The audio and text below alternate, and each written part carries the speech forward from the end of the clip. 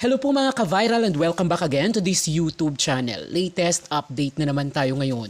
Sunod-sunod ang mga naging kaganapan ngayon ng gobyerno sa patuloy na pagpapanagot sa mga senador at kongresista na sangkot sa mga anomalya sa mga flood control projects.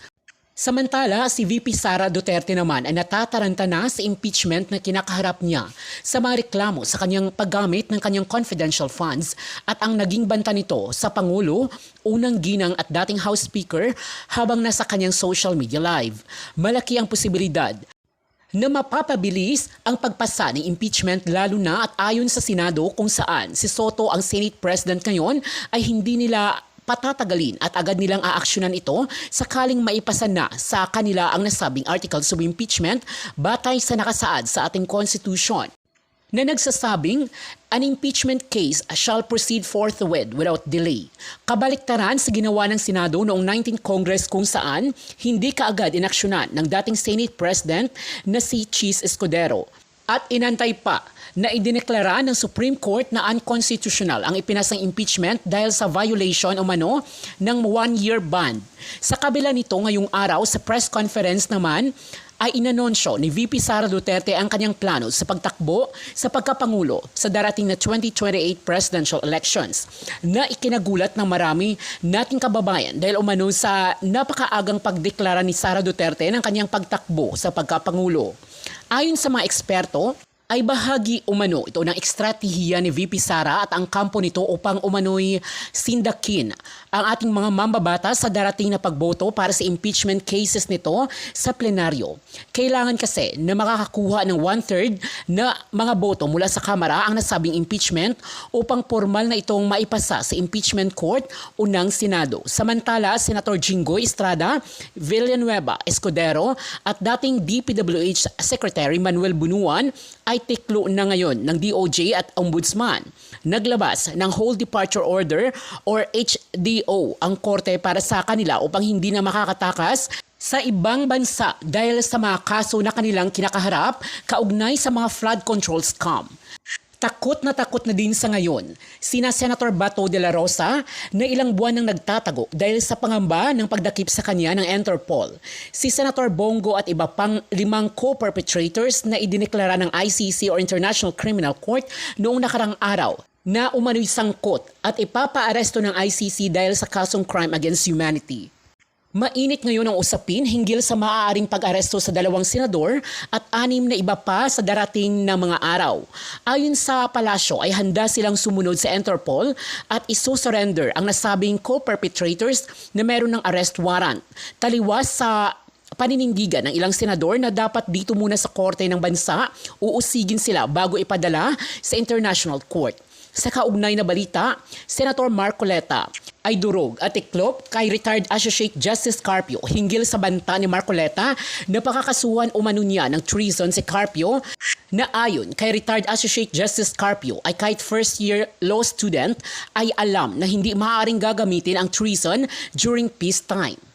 Nanawagan ng International Coalition for Human Rights in the Philippines sa International Criminal Court na bilisan na ang pagpapalabas ng arrest warrants laban sa mga pinangalanan na core perpetrators sa war on drugs ng dating Pangulong Rodrigo Duterte.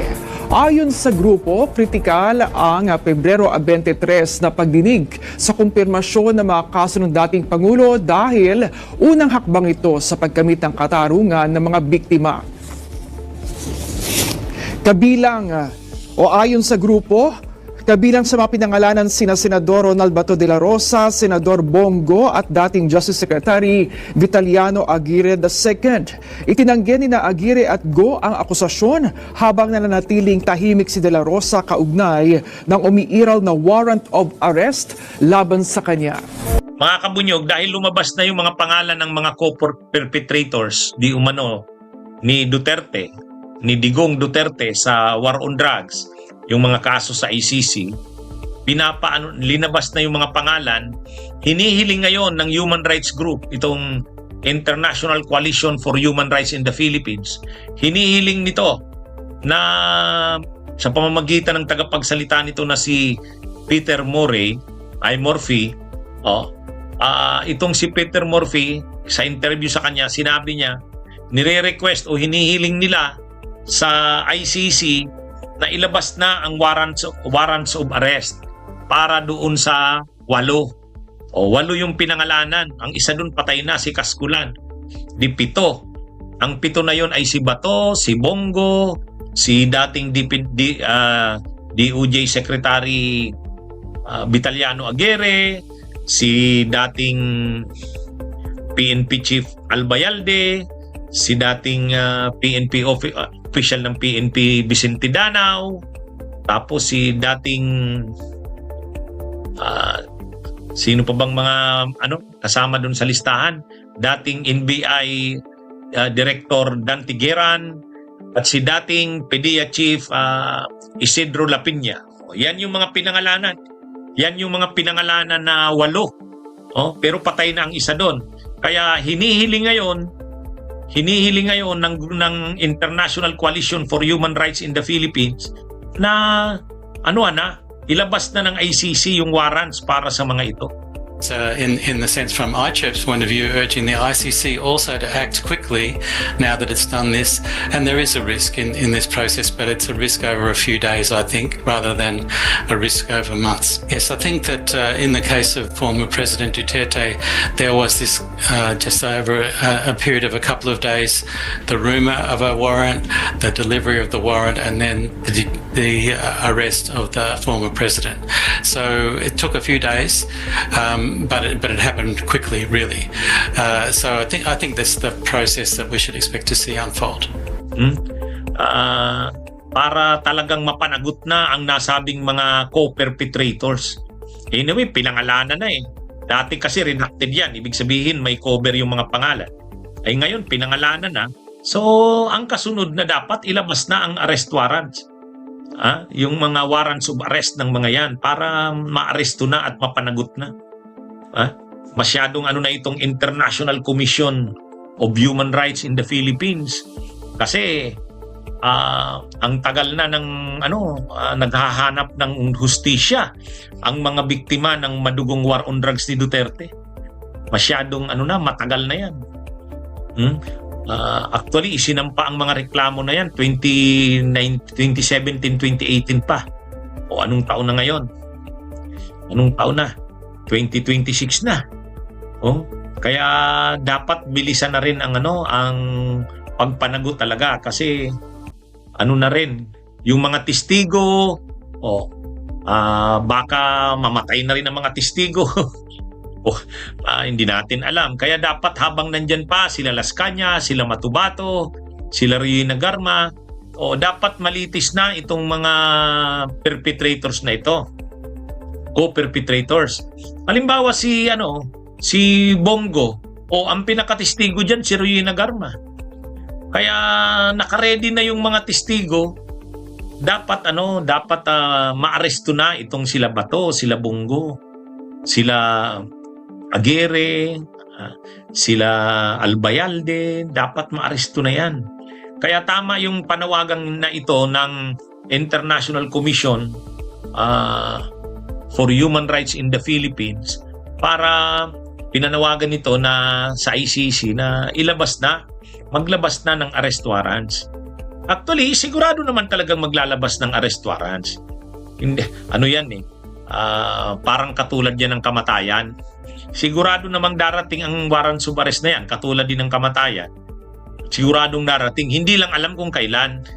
Ang hinihiling nitong ICHRP, International Commission for Human Rights in the Philippines, International Coalition, International Coalition, bilis-bilisan na ang paglabas ng warrants of arrest kasi nga masyado nang napapatagal itong mga kasong ito. Yung mga testigo, baka hindi natin alam. Mga matanda na rin yan sila Las Cañas. Kaya hinihingi ng human rights groups na ito, human rights group na maglabas na ang ICC para maipatupad na, maaresto na sila ang mga pinangalanang co-perpetrators. Kaya tama lang naman yan mga kabunyog, mga kababayan. Kaya yung panawagan na yan ng ICHRP sinusuportahan yan ng mga biktima, ng mga abogado ng mga biktima kasi tama lang naman na mailabas na ang warrants of arrest. Convict Duterte now! Convict! Convict Duterte now! Convict! Convict Duterte panagutin! Duterte panagutin! Duterte! Duterte panagutin! Bongo at Bato! Bongo at Bato! Arestuhin! Ikulong! Bongo at Bato! Ikulong!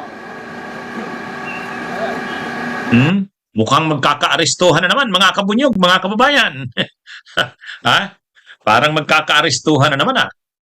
Bakit natin nasabing magkakaarestuhan? Pinapahold na. Hindi na pinapalabas ng bansa. May hold departure order na. Kila Jingo Estrada, dating DPWH Secretary Manuel Bunuan, at iba pa. Ha? Ayan, mga kabunyog.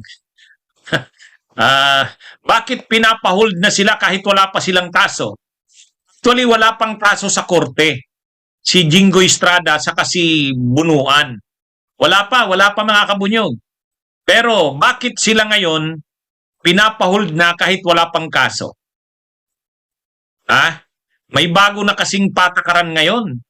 Actually, tama itong patakaran na ito. Dati kasi ganito, mga kabunyog, mga kababayan. Kwentuhan ko kayo. Nung panahon ni Pinoy, si Gloria Arroyo noon lalabasan na ng bansa.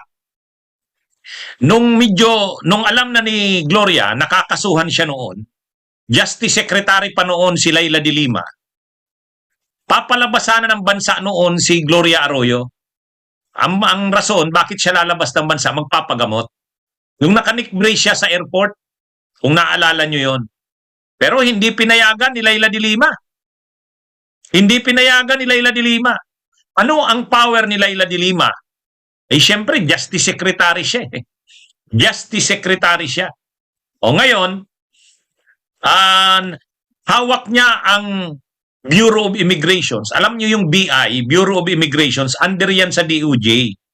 So naglabas si Leila de Lima ng hold departure order laban kay Gloria Arroyo. Hindi nakatakas. Hindi nakaalis si Gloria. So tama ba yon? Yes. Kaya lang ang problema, ikinaso si Leila de Lima sa Korte Suprema. Question yung ginawa niyang pag-hold kay Gloria. Alam niyo kung sinong nanalo sa Korte Suprema? Shout out, user NW7. Alam niyo kung sinong nanalo sa Korte Suprema? Talo si Leila. Bakit alam ko yan? Kasi nagtuturo ako ng constitutional law. Constitutional law to Bill of Rights. Yung rights, yung kalayaan ng tao na magbiyahe. Freedom of movement.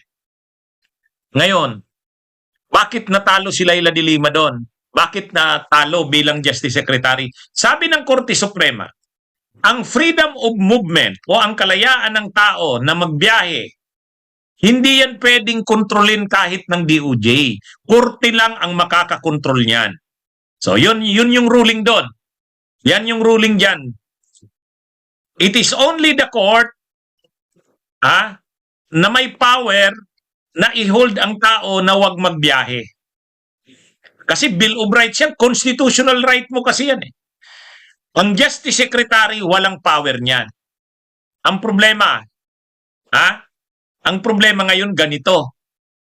Kung court ang magkocontrol sa iyo ng pagbiyahe, ano ang requirement ng court para hindi ka payagang magbiyahe? Pag may pending ka ng kaso sa korte. Yun yung rule ng korte. Pwede ang korte mag-order na huwag kang makalabas ng bansa or magbiyahe kung mayroon ka ng kaso sa korte. Problema nun ganito. Paano kung ang kaso wala pa naman sa korte, nasa DOJ pa lang, preliminary investigation? Ay siyempre kung ikaw may kaso kang kriminal, mabigat ang kaso mo, plano mong tumakas, bago pa man dumating sa korte ang kaso, lalabas ka na. Ngayon, pwede ka bang i-hold? Hindi. Kasi walang hold departure order ang korte. Ang DOJ, ang kaya lang ilabas, ILBO, Immigration Lookout Bulletin Order. Ang ibig sabihin lang naman ng Immigration Lookout Bulletin Order, imo-monitor lang ng immigration, nakalabas ba siya ng bansa o hindi pa. Pero kapag lalabas ka ng bansa na wala namang hold departure order, hindi ka pwedeng i-hold. So ngayon, paano itong kaso ni Jinggoy sa Kanibunuan? Wala pa naman sa korte ang kaso nila, nasa DOJ. Preliminary investigation pa lang. Ngayon, ang ginawa ng Korte Suprema, naglabas ang Korte Suprema ng mga bagong paglilinaw. Pwede naman ang korte maglabas ng tinatawag na PHDO.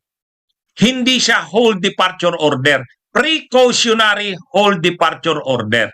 Sino ang maglalabas ng precautionary hold departure order? Korte pa rin. Korte. So, ibig sabihin, kahit wala pang kaso sa korte, nasa DOJ pa lang ang kaso, preliminary investigation. Pero, nandyan na yung banta, risko, na pwedeng lumabas ng bansa yan. Kahit nasa DOJ pa lang, ang gagawin ng DOJ, mag-a-apply na sa korte. Yan yung tinatawag na precautionary hold departure order. Kumbaga, wala pa rin sa DOJ yung power, nasa korte pa rin, pero kahit wala pang kaso sa korte, nakapending pa lang sa DOJ preliminary investigation, pero nandyan na yung malaking risko na pwedeng tumakas ng bansa. Pwede nang mag-request sa korte ang DOJ. Yan yung isang development yan. Kaya ang nangyari dito, nag-apply na ang DOJ sa korte. Nag-grant na ngayon ang Manila Regional Trial Court. Kaya nag-issue ang Manila Regional Trial Court ng precautionary hold departure order. O yan na mga kabunyog. Ayan na. So kahit wala pang kaso, sila Jinggoy, sila Bunuan, naglabas na ng precautionary hold departure order ang korte. Nag-apply na ang DOJ. Tama yan sa DOJ. Actually, si Bunuan plano sanang lumabas. Nag-submit siya ng counter affidavit. Pagka-submit niya ng counter affidavit, bukas sana babiyahin na siya papunta ng Amerika. Ang problema, mayroon nang nilabas ang Manila Regional Trial Court. Ang DOJ kasi walang power. Walang power kasi DOJ yan, executive yan eh. Ang pinag-uusapan kasi dito, constitutional right to travel. Yung right to travel yung karapatan mong magbiyahe. Only the court can stop you from traveling. Diba? Asa Bilya, shout out sa'yo. Kaya mga kabunyog, mga kababayan, so ngayon, mayroon ng precautionary hold departure order. Precautionary kasi, hihintayin mo pa ba na ma-file ang kaso sa korte? Paano pag-file mo ng kaso sa korte, nakaalis na ngayon yung akusado? Kaya lang, ang nakalagay naman sa jurisprudence, hindi pwedeng ang DOJ bawalan ang tao na magbiyahe. Kasi walang power ng ganyan ang executive. Ang may power lang yan ang courts. Yan mga kabunyog, mga kababayan. Kaya, kumbaga sa ngayon, wala pang kaso sa korte, pero hindi na sila pinayagang makalabas. So anong ibig sabihin niyan? Anong ibig sabihin niyan? Ang ibig sabihin niyan, sa parte ng DOJ, matibay ang kanilang ebidensya na hindi na dapat yan. Kumbaga ganito mga kabunyog, wala pang naipafile ang DOJ na kaso sa korte. Kabilang po namin ni Senate President ay ang naging tradisyon. Ang tradisyon ay hindi inaaresto ang senador dito habang may sesyon. Kung nagkakaroon na ng kalituhan doon, inaasahan ko, pag-uusapan sa caucus namin yung tradisyong iyan. And in the meantime, sa ating pong mga law enforcement authorities, inaasahan ko rin, nagagampanan din nila ang kanilang tungkulin sa ganitong mga sitwasyon. Inuulit ko po, ang pinakamataas na konsiderasyon ay accountability at consistently mula sa simula. Ako'y nananawagan at naninindigan para sa accountability sa ganitong mga kaso man ng extrajudicial killings, crimes against humanity o kahit korupsyon. Salamat po. Yes. May I have another question po is regarding yung Facebook post po ni Senator Trillanes. Regarding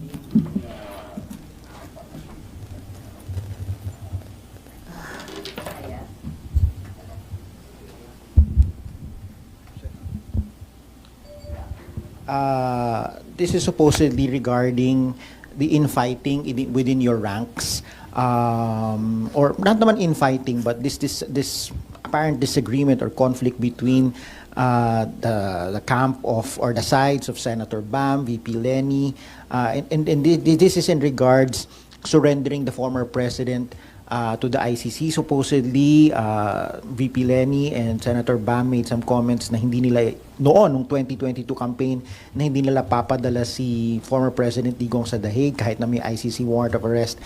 That was essentially the meat of Senator Trillanes' post. What do you make of this, and how do you think will this affect yung alliance ng opposition?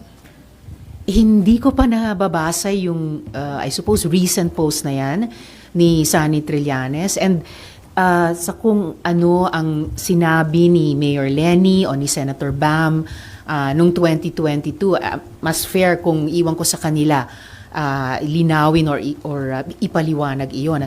Ang masasabi ko lang, sa ngayon, 2026, nakatutok ang mga reform-minded at opposition forces sa pagbubuo ng mas mahigpit pang pagkakaisa para pumili ng aming mga kandidato whether by the end of the year or first quarter of next year. Ma'am, do you feel that it is now more urgent given that just a few minutes ago the Vice President declared that she's running for President in 2028? Oh, well, sabi ng mga paborito nating mga philosophers, tayo po ay may free will, so gamitin po natin. Ma'am, yung announcement ni VP Sara today to run, naging malinaw na. How will this affect the timeline of the United Opposition in terms of also declaring your own standard bearer? Nandun kami sa proseso ng pagtatakda ng aming sariling timeline. So, yung free will na binanggit ko kanina, ay ginagamit na rin po namin sa sarili namin. So, it remains that you will announce by end of the year or first quarter of 2027? Tama po ba? Yun yung task that we have set ourselves. Ma'am, how will that affect yung requirements ninyo sa paghahanap ng standard bearer knowing that malinaw na kung sino yung makakalaban po ninyo and that is VP Sara?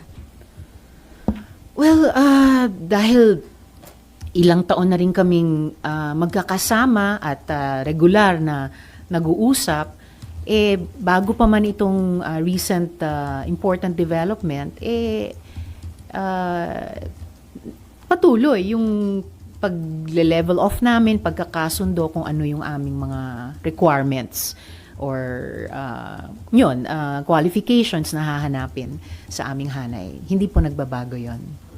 And qualifications are what, ma'am? Well, actually not qualifications per se pa, but yung nabanggit ko dating common values na nahanap namin sa aming hanay, no? Yung pagnanais para sa anti-corruption and good governance, yung pag-grow at pag-share ng bunga ng ating mas malakas na ekonomiya, isang tunay na pagkakaisa sa ating divided at polarized na lipunan, of course, pambansang soberanya at iba pa.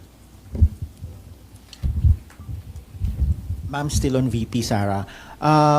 Of course, we know that there are pending impeachment complaints in the House of Representatives, and if ever it goes up here for trial, you will be the judges, and of course, not just you personally, but all 24 or 23, kung hindi makapasok ang ilan, will be serving as judges. So, and iba sa inyo might be her potential rivals in 2028. So, how will you address yung possibility or yung at least the optics na you are judging a potential opponent and your decision could be interpreted as not being based on the merits of the case, but on the possibility of taking out a potential competitor in 2028? More than any optics,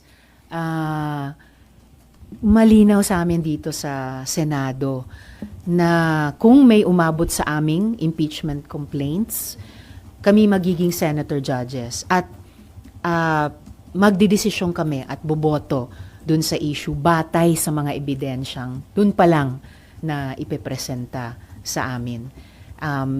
Like most everything that comes before the Senate, usapin yan ng demand for accountability ng ating mga kababayan na answerable lahat kami na nagtatrabaho sa gobyerno, including yung highest officials natin dahil sila yung possible subject ng impeachment complaint. So ako, ngayon pa lang, hinahanda ko ang sarili ko sa posibilidad na may umabot na impeachment complaints dito. If and when that happens, magsisilbi ako bilang senator judge at klaro sa akin yung tungkulin sa akin doon. Ma'am, sorry, balik ako dun sa EJK issue. Kasi isa sa inyong mga kasamahan, Senator Bam, yung nagsabi po at nakikita nyo naman po siguro medyo nag-viral po yung sinabi niya na dapat ho dito litisin sa Pilipinas at hindi sa international court yung mga issue at kaso ng EJK. May we get for the record again your stand on this? Kasi ang sinasabi ni Senator Antonio Trillanes, former senator, yung pagsasalita ng ganito ay insensitive at unfair para sa mga biktima ng EJK, para sabihin na dapat dito daw itry sa Pilipinas at hindi sa international court. Again, I leave it to Senator Bam na linawin o ipaliwanag yung kanyang sariling mga salita. Ang masasabi ko lang ay para sa aking sarili na kaya ko sinusuportahan yung pinag-uusapang posibilidad na bumalik ang Pilipinas bilang miyembro ng International Criminal Court o bilang signatory muli ng Rome Protocol. Kaya ko mula sa panahon ni na Kian de los Santos, si Kulot, si Carl at iba pang mga EJK victims, sinusuportahan yung panawagan ng kanilang mga naulilang pamilya para sa katotohanan at hustisya. Kaya ko sinusuportahan yung pagrespeto natin bilang isang bansa sa mga pandaigdigang proseso ng hustisya tulad ng nagaganap ngayon sa ICC ay dahil kapag hindi nakakayanan ng ating judicial system dito ang mas ganap at mas responsive na tugon sa ganyang mga panawagan ng mga naulilang pamilya, then at least we can count on yung community of shared values natin sa buong mundo. But you agree na tamang nangyayari yung sa ICC ngayon at nililitis nila itong EJK under Duterte drug war? Sinusuportahan ko ang ICC at sinusuportahan ko yung mga prosesong idinadaos nila para sa mga mamamayan ng mundo kung ang mga mamamayang iyon ay hindi nakatatanggap ng sapat na tugon sa sarili nilang bayan. Ma'am, si Senator Ping po, Senate President Pro Tempore, meron po siyang view na kailangan po mayroong local court order for the ICC, for any ICC warrant to be implemented. In light nga po nung pinangalan ng co-respondent sila Senator Bato and Senator Bongo, do you share this view or ano po yung stand niyo on this? Kailangan ba ng local court order? I'm almost sure mapag-uusapan din yan sa caucus namin. Bilang miyembro ng Senado, importante sa akin syempre yung dignidad ng Senado bilang institusyon at inuulit ko muli sa lahat ng mga ganitong issue, ang pinakamataas na konsiderasyon, pinakamataas sa lahat ay yung accountability. So ma'am, paano po namin ma-view yung stand niyo po on it right now? Your personal opinion on it? Sa Doon po sa kung sitwasyon kailangan, ito? yes po. Yung una kong binahagi sa inyo na nililinaw ko na sa batas pwedeng arestuhin kaming mga senador. Ang sinasabi lang namin ni Senate President Soto ay tradisyon na hindi inaaresto ang senador dito sa Senado pag in session kami. Given na kung ang krimen na i-allege or ina-allege ay hindi lalampas sa 6 na taon na pagkabilanggo kung makonvict ang sino man sa amin.